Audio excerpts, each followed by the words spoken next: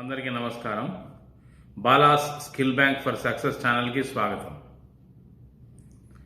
ఈరోజు మనం అబ్జర్వ్ చేసినట్లయితే మనం ఇంట్లోనే ఉండాల్సిన పరిస్థితి. కాళ్ళు బయటికి పెట్టలేము. ఏదో కొన్ని అవసరాలకి పొద్దున 6 నుంచి 10 దాకా తప్పించి మిగతా టైంలో బయటికి వెళ్ళలేని పరిస్థితి. అయితే ఇంట్లోనే ఉండి మనం ఏం చేయాలి? చాలామంది ఏం చేస్తున్నారంటే టీవీ ఎక్కువగా చూస్తున్నారు, లేదా సినిమాలు ఎక్కువగా చూస్తున్నారు. ఇంకా కొంతమంది అయితే ఈ పరిస్థితి రావడానికి కారణం ఎవరు అని అనుకొని ఎవరినో ఒకరిని తిడటానికి ట్రై చేస్తూ ఉన్నారు. ఇంకా కొంతమంది అయితే మరీ దారుణంగా మత్తు పానీయాలు, వైన్స్ లాంటివి ఇంటికి తెచ్చుకొని మత్తులోనే ఉండిపోవడానికి ట్రై చేస్తున్నారు. అయితే మనకి చాలా టైం ఇంట్లో ఉండే అవకాశం ఉంది కాబట్టి మనం ఏం చేస్తే బాగుంటుంది అన్న అంశాన్ని ఈరోజు చూద్దాం. నేను ఒక 7 పాయింట్స్ చెప్తాను. ఈ 7 పాయింట్స్ కనుక మనం ఇంట్లో ఉండి చేసినట్లయితే డెఫినెట్గా మనం నెంబర్ 1 అయ్యే అవకాశం ఉంది. అందులో మొట్టమొదటిది స్టీఫెన్ కోవే చెప్పిన 7th habit, the 7 habits of highly effective పీపుల్లో 7th హ్యాబిట్ ఏంటది? Sharpen the saw. Sharpen the saw అర్థం కావడానికి స్టీఫెన్ కోవే ఒక చిన్న కథ చెప్పాడు. నేను కూడా ఆ చిన్న కథని తెలుగులోనే ఇంకా చాలా చిన్నగా చెప్పడానికి ట్రై చేస్తాను. రాము అనే వ్యక్తి ఒక కట్టెలు కొట్టే కంపెనీలో వెళ్ళి జాయిన్ అయ్యాడు. సో అతని పని ఏంటంటే కట్టెలు కొట్టడం, పొద్దున్నే వెళ్ళటం, కట్టెలు కొట్టడం, సాయంత్రం కల్లా ఆ కట్టెలన్నీ తీసుకొచ్చి ఆ కంపెనీలో అప్పచెప్పడం. ఎన్ని కట్టెలు కొట్టారు అన్నదాన్ని బట్టి డబ్బులు ఇవ్వబడతాయి. సరే, రాముకి ఈ పని బాగా నచ్చింది. సో రోజు ఉదయాన్నే కంపెనీకి వెళ్ళడం, అక్కడి నుంచి కట్టెలు కొట్టడం, ఆ కొట్టిన కట్టెలని సాయంత్రం అదే కంపెనీలో ఇవ్వటం, వచ్చిన డబ్బుల్ని తీసుకొని రావటం, ఇలా చేస్తూ పోతూ ఉన్నాడు. అయితే కొన్ని రోజుల తర్వాత గోపి అనే ఒక వ్యక్తి కూడా జాయిన్ అయ్యాడు. అయితే ఈ గోపి అనే వ్యక్తికి సరిగా కట్టెలు కొట్టడం రాదు. అయినా సరే రాముని అబ్జర్వ్ చేసి కట్టెలు కొట్టడం స్టార్ట్ చేశాడు. సో రాము దగ్గర నేర్చుకున్నాడు ఎలా కట్టెలు కొట్టాలని. సో గోపి కూడా నెమ్మదిగా కట్టెలు కొట్టడం స్టార్ట్ చేశాడు. అయితే ఒక 1 మంత్లోనే రాము ఎన్ని కట్టెలు కొడుతున్నాడో గోపి కూడా అన్ని కట్టెలు కొట్టడం స్టార్ట్ చేశాడు. రాముకి ఆశ్చర్యం వేసింది. అదేంటి, నేను నేర్పించిన వ్యక్తి నా అంత బాగా చేస్తున్నాడు అనుకున్నాడు. కానీ ఒక 3 నెలల తర్వాత ఏమైందంటే రాము కంటే గోపి ఇంకొన్ని ఎక్కువ కట్టెలే కొడుతున్నాడు. సో రాముకి అనుమానం వచ్చింది. ఇదేంటి ఇది, నేను నేర్పించిన వ్యక్తి నాకంటే చాలా ఎక్కువ చేస్తున్నాడు అనుకున్నాడు. ఒక 1 ఇయర్ కాగానే గోపి చాలా ఎక్కువ కట్టెలు కొడుతున్నాడు. రాము కంటే డబుల్ త్రిపుల్ కొడుతున్నాడు. సో అప్పుడు రాముకి బాగా బాధేసింది. ఈలోగా రాముకి రావాల్సిన ప్రమోషన్ గోపికి వచ్చేసింది. ఎందుకంటే గోపి చాలా బాగా పనిచేస్తున్నాడు కాబట్టి. అప్పుడు రాము తన బాస్ దగ్గరికి వెళ్ళి, నేనే కదా ఇక్కడ సీనియర్ని, నాకు కదా ప్రమోషన్ రావాలి, నేనే ఇక్కడ ఎక్కువ టైం నుంచి చేస్తున్నాను, చాలా సిన్సియర్గా వర్క్ చేస్తున్నాను, అలాంటిది మీరు గోపికి ఏంటి ప్రమోషన్ ఇచ్చారని అడిగారు. అప్పుడు వాళ్ళ బాస్ చెప్పాడు, లేదు, గోపి నీకంటే చాలా అద్భుతంగా కట్టెలు కొడుతున్నాడు, నీ పర్ఫార్మెన్స్ అసలు ఏమీ బాగలేదు, పైగా రోజు రోజుకి నీ పర్ఫార్మెన్స్ బాగా తగ్గిపోతూ ఉంది, నువ్వు గమనించావో లేదో నీ కట్టెలు చాలా తక్కువగా ఉన్నాయి అని చెప్పాడు. అప్పుడు రాము అదేంటి మరి అతను అలా ఎలా చేయగలుగుతున్నాడు, నాకంటే బాగా ఎలా కొట్టగలుగుతున్నాడు అని అడిగాడు. అప్పుడు బాస్ చెప్తాడు, నువ్వే వెళ్ళి అడుగు, గోపిని అడుగు నువ్వే అని చెప్పాడు. అప్పుడు రాము వెళ్ళి గోపిని అడుగుతాడు, నేను కూడా బాగా కష్టపడుతున్నా, అయినా నువ్వు నాకంటే చాలా ఎక్కువగా చేస్తున్నావు పని, అది ఎలా సాధ్యం అవుతుంది నీకు అని అడిగాడు. అప్పుడు గోపి ఒక చిన్న ప్రశ్నని రాముని అడిగాడు. ఆ ప్రశ్న ఏంటంటే, నువ్వు లాస్ట్ టైం నీ గొడ్డలని ఎప్పుడు సానబెట్టావు అని అడిగాడు. ఆ గొడ్డలిని షార్ప్గా సానబెడితే కానీ కట్టెలు కొట్టడానికి ఈజీగా ఉంటుంది. అంతేగాని గొడ్డలి మొండిగా అయిపోతే అప్పుడు కట్టెలు కొట్టడం బాగా కష్టమవుతుంది. అప్పుడు రాము తన గొడ్డలికి వెళ్ళి చూశాడు. ఆ గొడ్డలి బాగా మొండిదైపోయింది. ఎంత కష్టపడ్డా సరే చాలా తక్కువ కట్టెలు కొడుతున్నాడు అనమాట. అప్పుడు గోపి చెప్పాడు, నేను ప్రతిరోజు కొంత సమయం తీసుకొని నా గొడ్డలు నేను సానబెడుతున్నాను. దానివల్ల నా గొడ్డలు చాలా షార్ప్గా ఉంది. నేను తక్కువ పని చేసినా సరే ఎక్కువ కట్టెలు కొట్టగలుగుతున్నాను. కానీ నువ్వు మాత్రం నీ గొడ్డలు షార్ప్ చేయట్లేదు అసలు. కాబట్టి అది బాగా మొండి గొడ్డలు అయిపోయింది. నువ్వెంత కష్టపడ్డా నువ్వు సరిగా చేయలేకపోతున్నావు అని అన్నాడు. అయితే ఈ కథ ద్వారా మనం తెలుసుకోవాల్సింది ఏంటంటే, మనకున్న గొడ్డలిని మనం షార్ప్ చేసుకోవాలి. ఇక్కడ గొడ్డలి అంటే అర్థం ఏంటిది? మన స్కిల్స్, మన ఆలోచనలు, మన ఐడియాస్ సానబట్టాలి, షార్ప్ చేసుకోవాలి. అప్పుడు మనం చేస్తున్న పని స్పీడ్గా అవుతుంది. మనం కంప్యూటర్ ఏరియాలో ఉన్నాం అనుకోండి, మనకున్న స్కిల్స్ ఇంకా పెంచుకోవాలి, ఉన్న స్కిల్స్ ఇంకా షార్ప్ చేసుకోవాలి. అలా చేసినట్లయితే డెఫినెట్గా మన వర్క్ స్పీడ్ బాగా పెరిగిపోతుంది, ప్రొడక్షన్ పెరిగిపోతుంది. అయితే రోజు పనికి వెళ్తున్నాం కాబట్టి మనకు అసలు టైం దొరకదు. ఈ షార్ప్ చేసుకోవడానికి, సానబట్టడానికి మనకి టైం దొరకదు. ఈ లాక్డౌన్ టైమే మనం దానికి వాడుకోవచ్చు. ఈ లాక్డౌన్ టైంలో ఎట్లా ఇంట్లోనే ఉంటున్నాం కాబట్టి ఇంట్లో ఉండి పని చేసినా సరే ఇంకా చాలా టైం మనకి కలిసి వస్తుంది. ఆ ట్రావెలింగ్ టైం అంతా కలిసి వస్తుంది కదా, ఫ్రెండ్స్తో మాట్లాడే టైం అంతా కలిసి వస్తుంది కదా. ఈ టైంలో మనం ఈ షార్పనింగ్ ద సా యాక్టివిటీ చేసుకోవాలి. అయితే ఈ షార్పనింగ్ ద సా యాక్టివిటీ ఏం చేయాలి అంటే, పాయింట్ నెంబర్ 2, మనం స్వాట్ అనాలిసిస్ చేసుకోవాలి. స్వాట్ అనాలిసిస్ అంటే ఏంటి? ఇది ఒక యాక్రోనిమ్. ఎస్ అంటే స్ట్రెంగ్స్, డబ్ల్యూ అంటే వీక్నెసెస్, ఓ అంటే ఆపర్చునిటీస్, టీ అంటే threats. Swat: strengths, weaknesses, opportunities and threats. మీకున్న స్ట్రెంగ్స్ ఏంటి బేరీజ్ వేసుకోండి, ఒక పేపర్ మీద రాయండి. మీకున్న ఆఫీస్లో మిగతా వాళ్ళకంటే మీరు చాలా బెటర్గా చేయగలుగుతున్న పనులు ఏంటివి అని ఒక లిస్ట్ లాగా రాసుకోండి. అవి మీకు స్ట్రెంగ్స్ అవుతాయి, మీ స్కిల్స్ కానీ మీ క్వాలిఫికేషన్స్ కానీ అట్లాంటివి.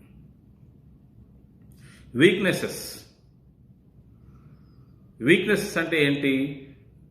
మనకి ఏవైతే లేవో లేదా వేరే వాళ్ళకంటే మనం ఏదైతే తక్కువగా చేస్తున్నామో అవి మన వీక్నెసెస్. కొన్ని సందర్భాల్లో మన ఆఫీస్లో మనకి తక్కువ క్వాలిఫికేషన్ ఉండొచ్చు, వేరే వాళ్ళకి ఎక్కువ క్వాలిఫికేషన్ ఉండొచ్చు.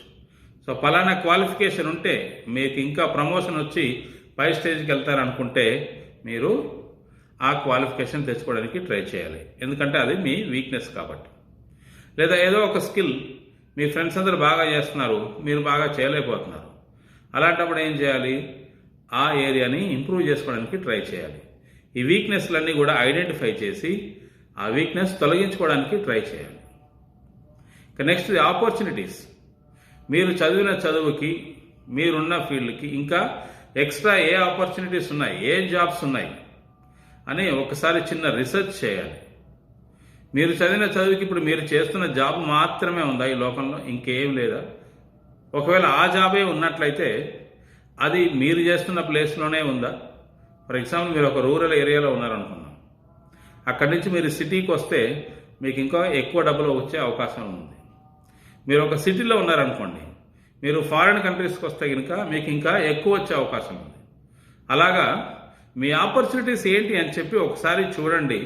మీరు ఆల్రెడీ బెస్ట్ ఆపర్చునిటీస్లో ఉంటే మీ వీక్నెస్లు కరెక్షన్ చేయడానికి ట్రై చేయండి. మీరు అలా కాకుండా మీరు ఒక మామూలు జాబ్ చేస్తారనుకోండి, అప్పుడు బెటర్ ఆపర్చునిటీ, బెటర్ జాబ్కి వెళ్ళడానికి ట్రై చేయండి. ఇంకా లాస్ట్ థ్రెట్స్. మీకున్న భయాలు ఏంటి? అసలు మీ జాబ్ పర్మనెంట్గా ఉంటుందా? సరే, పర్మనెంట్గా లేకపోయినా సరే, జాబ్ సెక్యూరిటీ లేకపోయినా సరే ఈ సంవత్సరం ఉంటుందా? లేదా ట్రెండ్ మారినప్పుడు మీ జాబ్ పోతుందా? చాలా జాబ్స్ పోయాయి మార్కెట్ నుంచి. నేను చిన్నగా ఉన్నప్పుడు టెలిఫోన్ బూతులు ఉండేవి, కంప్యూటర్ సెంటర్లు ఉండేటివి, ఇది ఇంటర్నెట్ సెంటర్లు అట్లాంటివి. కానీ ఇప్పుడు అలాంటి జాబ్స్ ఏమీ లేవు. ఇంటర్నెట్ సెంటర్లు కనిపించట్లేదు, టెలిఫోన్ బూతులు కూడా ఏమీ కనిపించట్లేదు. ఇంకా చాలా వరకు చాలా జాబ్స్ అన్నీ మాయమైపోయాయి. ఈ ఫోటోగ్రాఫర్ ఇట్లాంటివన్నీ కూడా పోయాయి. ఎవరికి వాళ్ళే ఫొటోస్ తీసుకుంటున్నారు. సో కొన్ని జాబ్స్ కొంచెం సొసైటీ అడ్వాన్స్ అవ్వగానే అవి మాయమైపోతాయి. వీరికి అలాంటి జాబ్లో ఉంటే మీరు చాలా కేర్ఫుల్గా ఉండాలి. ఎందుకంటే కొన్ని రోజుల తర్వాత మీకున్న మీరు చేస్తున్న జాబ్కి డిమాండ్ లేక మీ జాబ్ పోతుంది కాబట్టి. సో అది ఒక మీ థ్రెట్. సో మీ స్వాట్ అనాలిసిస్ మీరు నీట్గా చేసుకోవచ్చు. చేసుకుంటే మీకు క్లియర్గా అర్థమవుతుంది మీరు అడ్వాంటేజెస్ పొజిషన్లో ఉన్నారా లేదా డిసడ్వాంటేజెస్ పొజిషన్లో ఉన్నారా అని.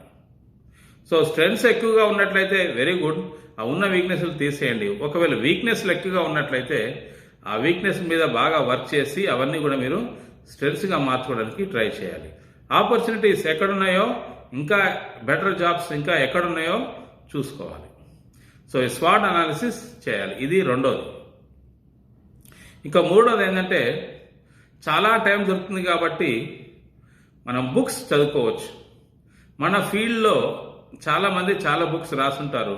మనం చదువుదాంలే అని అనుకొని వదిలేసిన బుక్స్ చాలా ఉండుంటాయి.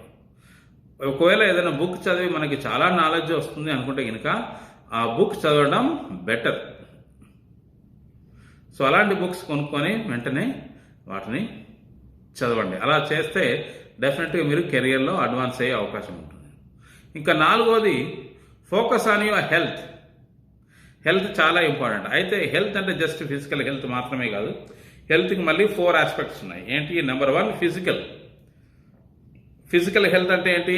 ఎక్సర్సైజ్ చేయడం, న్యూట్రిషియస్ ఫుడ్ తీసుకోవటం, స్ట్రెస్ మేనేజ్ చేసుకోవటం. నెక్స్ట్ది మెంటల్ హెల్త్. మెంటల్ హెల్త్ అంటే మెదడుకి పదును పెట్టేటివి. ఏమిటి? రీడింగ్, రైటింగ్, ప్లానింగ్, విజువలైజింగ్ ఇట్లాంటి యాక్టివిటీస్ చేయడం. ఇంకా మూడోది సోషల్ అంటే సర్వీస్ చేయటం. మనకి వీలైనంత హెల్ప్ మన పక్కన వాళ్ళకి మన అవసరం ఉన్నట్లయితే డెఫినెట్గా సోషల్ సర్వీస్ చేయాలి. Next empathy. వేరే వాళ్ళ ప్లేస్లో మనల్ని ఊహించుకొని మనం ఏం చేయగలమో అది చేయాలి. అది social aspect. Next spiritual aspect అంటే ఏంటి? మీ వాల్యూస్ ఏంటి మీరు మళ్ళొకసారి రివ్యూ చేసుకోవాలి. మీ కమిట్మెంట్స్ ఏంటి మళ్ళొకసారి రివ్యూ చేసుకోవాలి. మెడిటేషన్, స్టడీ ఇవన్నీ కూడా స్పిరిచువల్ ఆస్పెక్ట్లోకి వస్తాయి. సో ఈ 4 ఏరియాస్ని మీరు చాలా జాగ్రత్తగా చూసుకోవాలి. Physical, mental, social and spiritual. ఏ ఏరియా మీ లైఫ్లో సరిగా లేకపోయినా సరే మీరు హ్యాపీగా ఉండలేరు. అందుకనే ఈ 4 ఏరియాస్ మనం జాగ్రత్తగా చూసుకోవాలి. నెక్స్ట్ 5వది ఇంప్రూవ్ యువర్ రిలేషన్షిప్స్. అయితే మీకు కొంచెం ఏజ్ ఎక్కువగా ఉన్నట్లయితే మీ ఓల్డ్ స్కూల్ ఫ్రెండ్స్ ఉండుంటారు. మీరంటే చాలా ఇష్టం ఉన్న మీ క్లాస్మేట్స్ ఉండుంటారు. కాలగమనంలో మీరు వాళ్ళని మర్చిపోయి మీ పని మీద మీరు బిజీగా అయిపోయి ఉంటారు. అలా ఇప్పుడు టైం దొరికింది కాబట్టి మీ ఓల్డ్ ఫ్రెండ్కి ఫోన్ నెంబర్ కనుక్కొని వెంటనే ఫోన్ చేయండి. మీ ఓల్డ్ ఫ్రెండ్కి ఫోన్ చేయండి. వాళ్ళు చాలా హ్యాపీగా ఫీల్ అవుతారు. ఇంకా మీ ఫ్యామిలీలోనే ఏదైనా డిస్టెంట్ రిలేటివ్ మీరు చిన్నగా ఉన్నప్పుడు అతనితోనే ఆడుకోవచ్చు, లేదా ఆమెతోనే చాలా టైం గడుపుండొచ్చు. సో అలాంటి ఒక ఫ్యామిలీ మెంబర్ని ఐడెంటిఫై చేసి ఆ ఫ్యామిలీ మెంబర్తో మాట్లాడండి. ప్రతిరోజు మాట్లాడాల్సిన అవసరం లేదు. రోజుకి ఒక్కరితో మాట్లాడితే చాలు. లేదా ఈ లాక్డౌన్ టైంలో ఒక 3-4 పీపుల్తో మీరు మాట్లాడి వాళ్ళ నెంబర్స్ తీసుకొని వాళ్ళు ఏం చేస్తున్నారో కనుక్కొని అలా చేస్తే డెఫినెట్గా మీకు కూడా ఒక కొత్తదనం వస్తుంది లైఫ్లో. ఇంకోటి ఏంటంటే మీరు వాళ్ళతోని రిలేషన్షిప్స్ మళ్ళీ మెయింటైన్ చేస్తానికి అవకాశం ఉంటుంది. You will feel very happy about it. ఇంకా 7వది గెట్ ట్రైనింగ్ త్రూ ఆన్లైన్. ఈ లాక్డౌన్ టైంలో చాలా ఆన్లైన్ కోర్సులు వచ్చాయి. ఏదైనా కోర్స్ చేస్తే కనుక మనకి హెల్ప్ అవుతుంది, మన కెరియర్ కానీ లేదా పర్సనల్గా కానీ హెల్ప్ అవుతుంది అనుకుంటే డెఫినెట్గా ఆన్లైన్లో మీరు ఒక కోర్స్ చేయొచ్చు. ఈ 10 రోజుల్లో లేదా 1 వీక్లో చేసే కోర్సులు చాలా ఉన్నాయి ఆన్లైన్లో. సో మీరున్న ఫీల్డ్లో ఏ కోర్సులు ఎవరెవరు ఆఫర్ చేస్తున్నారో చూసుకొని మీరు ఆ కోర్స్ చేయటం చాలా బెటర్. అవన్నీ ఇప్పుడు ఆన్లైన్లోనే అవైలబిలిటీ ఉన్నాయి. జస్ట్ మనీ కట్టేస్తే చాలు. వాళ్ళు ప్రతిరోజు మీకు వీడియోస్ ఆన్లైన్ ప్లాట్ఫామ్స్లో మేబీ జూమ్లో కానీ లేదా వేరే ప్లాట్ఫామ్స్లో మీకు టీచ్ చేస్తారు. అప్పుడు మనం ఇంకా ఇంప్రూవ్ అవ్వచ్చు, ఉన్న పొజిషన్ నుంచి బెటర్ పొజిషన్కి వచ్చే అవకాశం ఉంటుంది. సో ఫ్రెండ్స్, ఈ 7 కనుక మనం చేసినట్లయితే ఏంటిది? Number 1 sharpen the saw, number 2 swat analysis, 3 reading books, 4 focusing on your health, physical, mental, social and spiritual health, 5 improving relationships, 6 training through online training. So ఇలా ఇంకొకటి ఏంటంటే, మీ ఫీల్డ్లో నెంబర్ 1 ఎవరు, వాళ్ళు ఏం చేస్తున్నారో కూడా మీరు గమనించవచ్చు.